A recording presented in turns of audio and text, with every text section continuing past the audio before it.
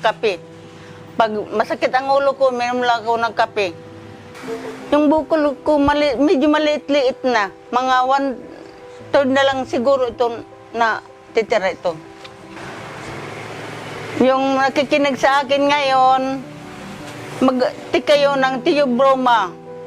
Ako si Veronica Puri, marami na ako sakit na natanggal sa akin. 32 anyos ako nagdala ng mga sakit. Maraming doktor, hindi ako naoperahan dahil diabetic naman ako. Kaya pinabayaan ko itong sakit ko. Nang puntaan ako ni Gima dito sa bahay, nag-umpisa ako mag-take ng Theobroma. Kaya mag-ano kayo, gumaya kayo sa akin. Huwag kayong atubili mag-take ng Theobroma. Huwag kayong mag-alala. Gagaya lang kayo tulad sa akin.